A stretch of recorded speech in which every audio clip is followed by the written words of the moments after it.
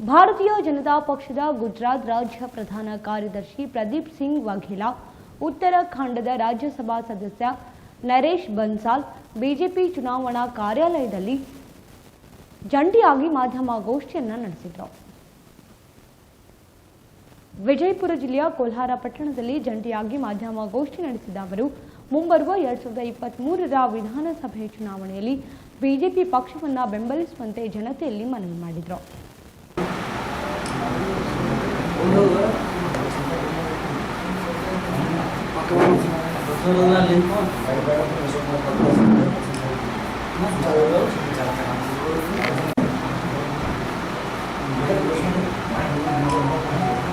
Photo कर रहे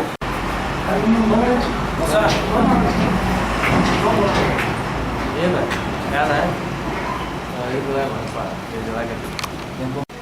पत्रकार वार्ता में हमारे बीच उपस्थित उत्तराखंड के लोकप्रिय सांसद, भारतीय जनता पार्टी के केंद्र के नेता बंसल साहब, इस जिले का युवा नेता हमारा दोस्त जगदीश अन्ना,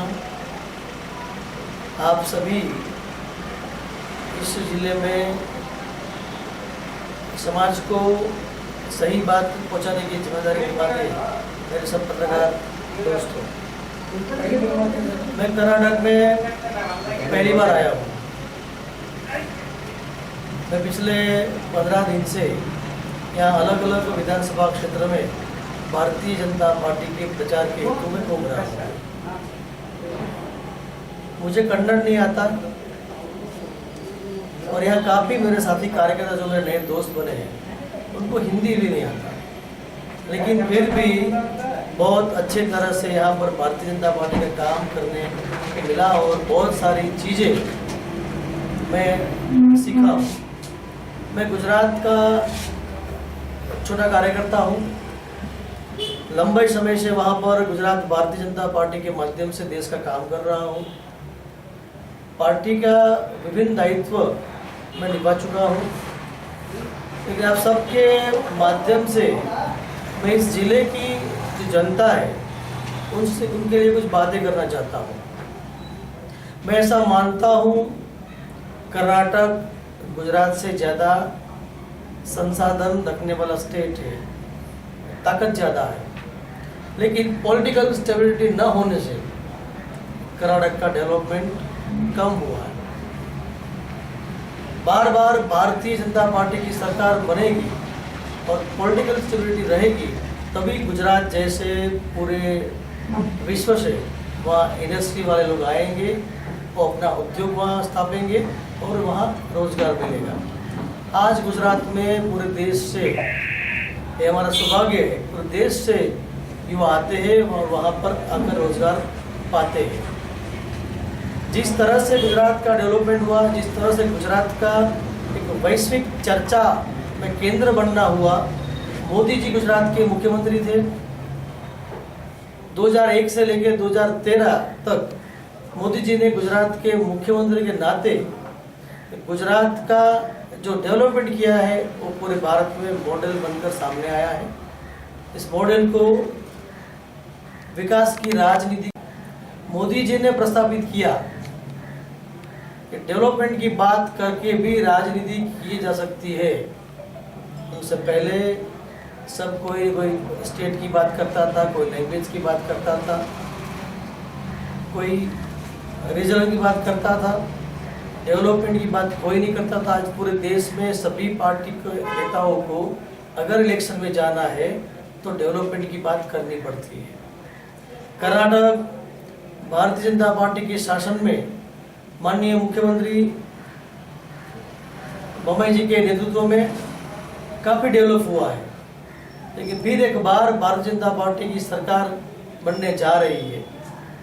मैं बागलकोट डिस्ट्रिक्ट में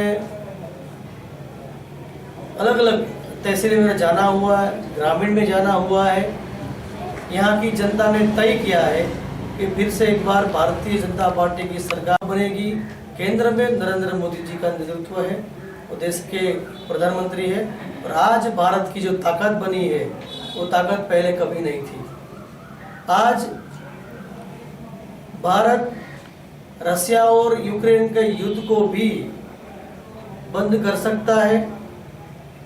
आज का नया भारत सर्जिकल स्ट्राइक और एयर स्ट्राइक भी कर सकता है। आज का नया भारत अपने खुद के कल्चर को भी उजागर कर सकता है और आज का नया भारत विश्व को नेतृत्व देने की क्षमता भी रखता है। हर एक अलग अलग पहलू पे, जैसे टेररिज्म के मामले में ना सिर्फ America, Japan, Britain, Russia, middle east के मुस्लिम कंट्रीज भी भारत का नेतृत्व एक्सेप्ट कर टेररिज्म के खिलाफ लड़ने के लिए तैयार है।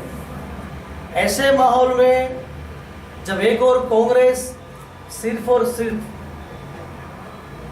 वोट बैंक का उपयोग करके कुछ परिवारों के भले के लिए काम कर रहा है और दूसरी ओर भारतीय जनता पार्टी और नरेंद्र मोदी जी है जो देश के विकास के लिए काम कर रहे हैं और 2014 के बाद पूरे देश की जनता ने उन्हें बहुत प्रेम दिया है। कर्नाटक की जनता भी मोदी जी को बहुत प्रेम करती है। 10 तारीख को मतदान होगा, 13 मई को रिजल्ट आएगा और भारतीय जनता पार्टी की पहली बार स्पष्ट बहुमत के साथ सरकार बनने जा रही है। मेरा सौभाग्य है इसे कर्नाटक के विकास की यज्ञ में मेरा भी सहयोग देने हेतु भारतीय जनता पार्टी ने मुझे मौका दिया। कर्नाटक भाजपा के नेतृत्व में बहुत आगे जाएगा। तो फिर से एक बार बोल रहा हूँ कि देश भर में जितने भी स्टेट है उनमें कर्नाटक बहुत ज़्यादा संसाधन वाला, ताकत वाला स्टेट है। एक बार पॉलिटिकल स्टेबिलिटी के साथ कर्नाटक खड़ा हो गया तो कर्नाटक देश का नंबर 1 स्टेट बन सकता है और मुझे साफ साफ दिख रहा है भारतीय जनता पार्टी की सरकार फिर से एक बार बनेगी। यहाँ पर पॉलिटिकल स्टेबिलिटी आएगी। विश्व भर के लोग यहाँ पर स्टेबिलिटी आने के कारण यहाँ भरोसा करेंगे। यहाँ के युवाओं को कर्नाटक से बाहर नहीं जाना पड़ेगा, यहीं पे रोजगार मिलेगा। आपको कुछ मुझे पूछना है तो आप मुझे पूछ सकते हैं। कर्नाटक में लिंगायत सभी समाज को साथ लेकर देश के विकास के लिए काम कर रही है। लिंगायत समुदाय से भारतीय जनता पार्टी के मुख्यमंत्री रहे हैं। कांग्रेस पार्टी से जो लिंगायत समाज के पहले मुख्यमंत्री रहे होंगे उन सबको अपमानित करके निकाल देने का काम कांग्रेस ने किया था। अगर सब समाज को साथ लेकर चलने की अगर किसी एक पार्टी में ताकत है तो भारतीय जनता पार्टी है और पूरे देश की जनता ने ये साबित कर लिया है कि भारतीय जनता पार्टी एक ऐसी पार्टी है जो सब समाज को साथ लेकर चल रही है। आपने 2-3 नाम से बात किया। जगदीश शेट्टार जी एमएलए थे। जगदीश शेट्टार जी कर्नाटक विधानसभा के विपक्ष के नेता भी रहे। जगदीश शेट्टार जी भारतीय जनता पार्टी के कर्नाटक के अध्यक्ष भी रहे। जगदीश शेट्टार जी कर्नाटक गवर्नमेंट में होम मिनिस्टर भी रहे। जगदीश शेट्टार जी कर्नाटक के मुख्यमंत्री भी रहे।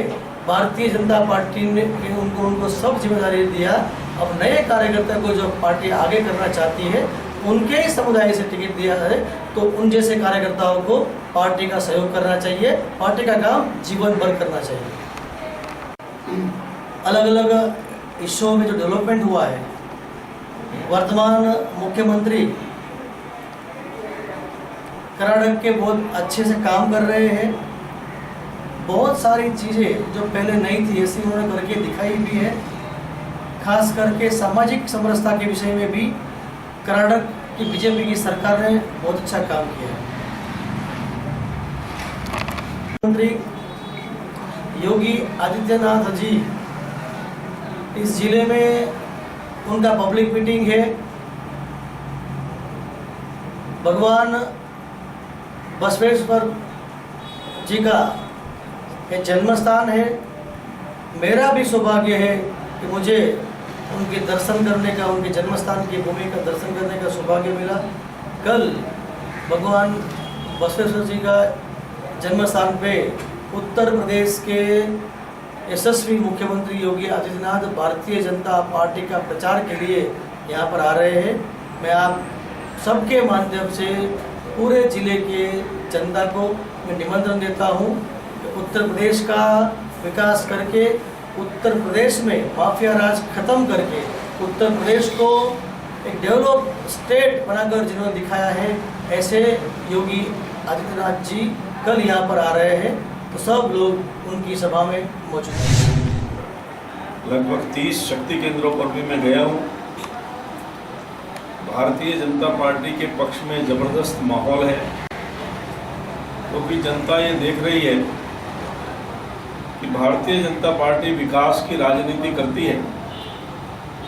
भारतीय जनता पार्टी ने जो कांग्रेस ने तुष्टीकरण की राजनीति की, उसको भी समाप्त करके विकास की राजनीति की ओर आगे बढ़े। उदाहरण के लिए कांग्रेस ने संविधान की धज्जियां उड़ाते हुए तुष्टीकरण के लिए मुसलमानों को 4% आरक्षण दिया, जबकि संविधान में उसकी कोई व्यवस्था नहीं है, धर्म के आधार पर आरक्षण नहीं, लेकिन फिर भी वोट की राजनीति के लिए दिया। हमारी सरकार ने उसको समाप्त करके यह आरक्षण अपने समाज के शोषित, वंचित, SC, ST, आदिवासी उनको दिया। 2% लिंगायत, 2% वोकलिंग। तो इस प्रकार से OBC का भी हमने आरक्षण बढ़ाया 2%। तो सामाजिक समरसता की बात और सामाजिक समरसता पर काम ये केवल भारतीय जनता पार्टी करती है। देश और धर्म की रक्षा के लिए भारतीय जनता पार्टी मोदी जी के कुशल नेतृत्व में, मार्गदर्शन में काम कर रही है। और डबल इंजन की सरकार का क्या लाभ होता है ये हमने देखा है। उत्तराखंड से मैं आता हूँ, देवभूमि से। आज बाबा केदारनाथ के वहाँ कपाट खुले हैं, तो जितना डेवलपमेंट डबल इंजन की सरकार होने के कारण हमारे यहाँ हुआ है, और दोबारा सरकार बनी है, तो कर्नाटक में भी डबल इंजन की जो सरकार बनेगी, पूर्ण बहुमत की सरकार बनेगी। डबल इंजन की सरकार से बहुत अधिक स्थिरता होती है, विकास होता है, सारी समस्याओं का समाधान होता है। तो इसलिए आपके माध्यम से मैं भी यहाँ की समस्त जनता से 2 अपील करना चाहता हूँ। एक तो हमारे कानून का राज्य कायम करने वाले, माफिया को समाप्त करने वाले योगी आदित्यनाथ जी का और हमारा बड़ा निकट का संबंध है। वो मेरे ही प्रदेश के हैं, उत्तराखंड के ही हैं, लेकिन उत्तर प्रदेश में जो उन्होंने यशस्वी काम किया है, आज पूरा देश उनको चाहता है और वो यहाँ पर आ रहे हैं भगवान विश्वेश्वर की जन्मभूमि पर। तो सब उनको सुनने के लिए आए और 10 तारीख को भारतीय जनता पार्टी के पक्ष में मत देकर यहाँ पर डबल इंजन की एक मजबूत, स्थिर, सबका साथ, सबका विकास, सबका विश्वास, सबका प्रयास, इस नैरेटिव को सार्थक करने वाली सरकार बनाए। इतना ही मुझे निवेदन है। Toy store, pet store, cupcakes, resto bar, food truck. ಆದ್ರೆ ಇಷ್ಟೊಂದು ಹಣಕ್ಕೆ ಶ್ರೀರಾಮ್ ಫಿನಾನ್ಸ್ ಗೋಲ್ಡ್ ಲೋನ್ ತ್ವರಿತ ಸಂಸ್ಕರಣೆ, ಕನಿಷ್ಠ ದಾಖಲೆ ಸಂಗ್ರಹಣೆ, ನಿಮ್ಮ ಆಭರಣಗಳಿಗೆ ಸುರಕ್ಷತೆ.